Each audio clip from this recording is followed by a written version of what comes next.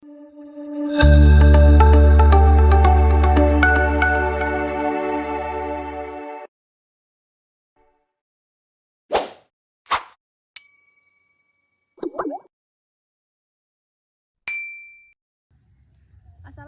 warahmatullahi wabarakatuh. Perkenalkan, saya Yulistiani dengan NIM 8600079399. Saya berasal dari UPBJJ Palembang, Universitas Terbuka.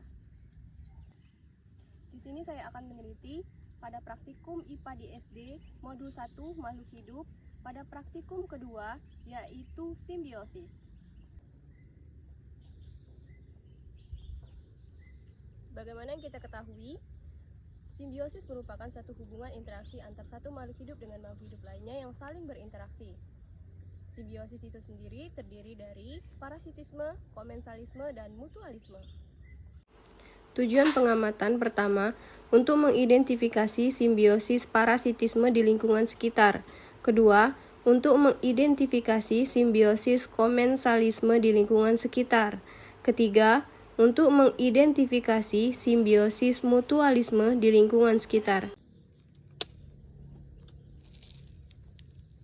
Adapun alat dan bahan yang digunakan yaitu alat tulis, tabel pengamatan, dan alam sekitar.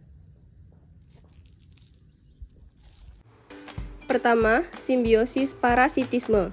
Simbiosis parasitisme adalah hubungan antara dua makhluk hidup di mana satu pihak diuntungkan sedangkan pihak lain dirugikan. Berikut adalah contohnya. Hubungan pohon sawit dan benalu termasuk simbiosis parasitisme, yaitu hubungan yang menguntungkan benalu tetapi merugikan pohon sawit. Benalu menempel pada batang pohon sawit dan menyerap air serta zat hara menggunakan akar penghisap, sehingga pertumbuhan pohon sawit terganggu. Sementara itu, benalu mendapat makanan dan air tanpa usaha sendiri.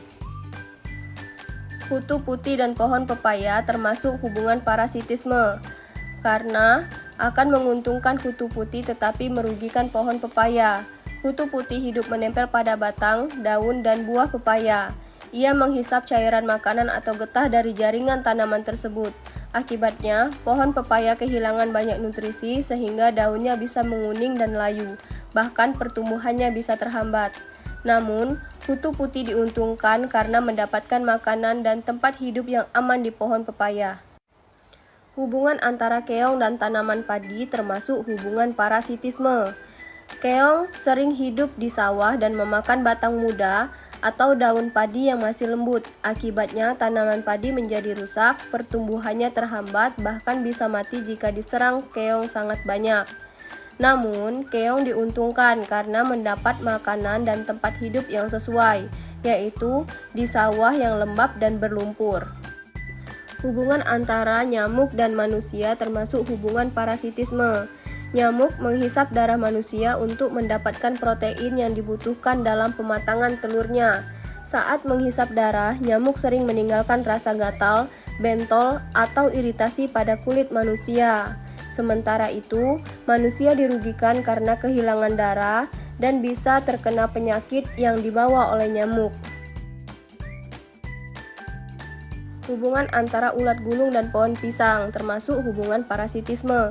Ulat gulung hidup di daun pisang dan memakan bagian daun dengan cara menggulung daun tersebut untuk dijadikan tempat berlindung. Akibatnya, daun pisang menjadi rusak, berlubang, dan tidak bisa berfotosintesis dengan baik. Sementara, ulat gulung diuntungkan karena mendapat makanan dan tempat berlindung yang aman dari daun pisang. Kedua, simbiosis komensalisme. Simbiosis komensalisme adalah hubungan antara dua makhluk hidup di mana satu pihak diuntungkan sedangkan pihak lain tidak dirugikan maupun diuntungkan. Berikut adalah contohnya. Hubungan antara paku tanduk rusa dan pohon karet termasuk simbiosis komensalisme, yaitu tanduk rusa diuntungkan sedangkan pohon karet tidak dirugikan maupun diuntungkan.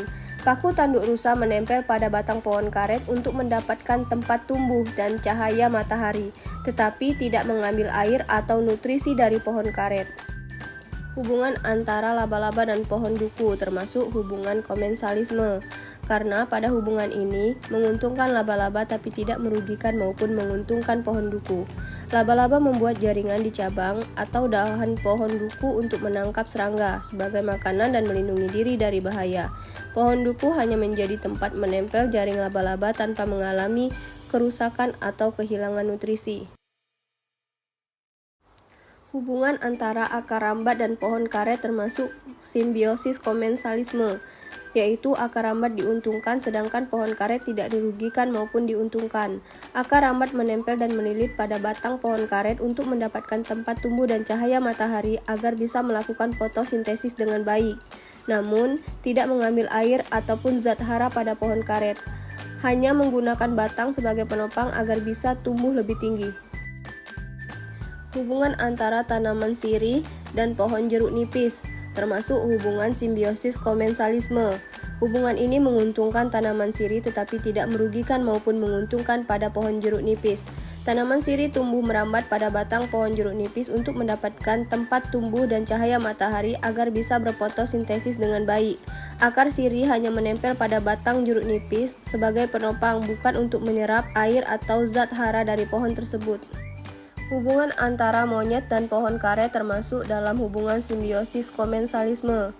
Monyet diuntungkan tetapi pohon karet tidak dirugikan maupun diuntungkan. Monyet sering memanjat dan bertengger di pohon karet untuk beristirahat, berlindung dari panas dan hujan, serta mengamati lingkungan sekitar. Pohon karet hanya digunakan sebagai tempat berteduh dan tempat bermain. Ketiga, simbiosis mutualisme. Simbiosis mutualisme adalah hubungan antara dua makhluk hidup yang saling menguntungkan satu sama lain. Berikut adalah contohnya. Hubungan antara jamur asmikota atau basidiomykota dengan alga hijau atau ganggang biru pada lumut kerak termasuk simbiosis mutualisme. Karena jamur berperan sebagai pelindung, ia menyediakan tempat hidup yang lembab, menyerap air dan mineral dari lingkungan, serta melindungi alga dari kekeringan dan sinar matahari yang berlebih.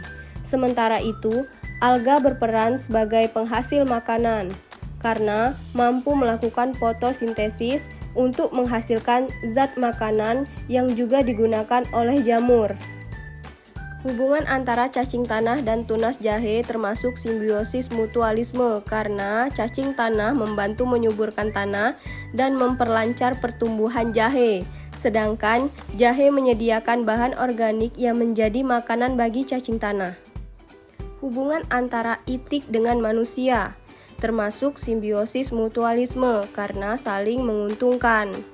Manusia memelihara itik untuk mendapatkan berbagai hasil seperti telur, daging, dan bulu yang bisa dimanfaatkan sebagai sumber makanan dan bahan ekonomi lainnya.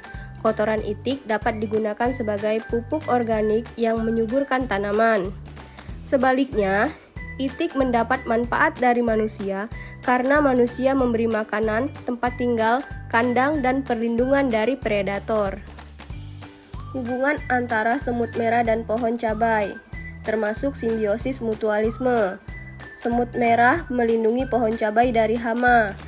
Kemudian, saat mencari nektar di bunga cabai, semut merah kadang membantu penyerbukan secara tidak langsung, meskipun tidak seefektif lebah. Sebaliknya, pohon cabai memberi manfaat bagi semut merah dengan menyediakan tempat tinggal dan sumber makanan berupa nektar. Hubungan antara bunga dan kumbang termasuk simbiosis mutualisme karena memiliki hubungan yang saling menguntungkan bagi keduanya.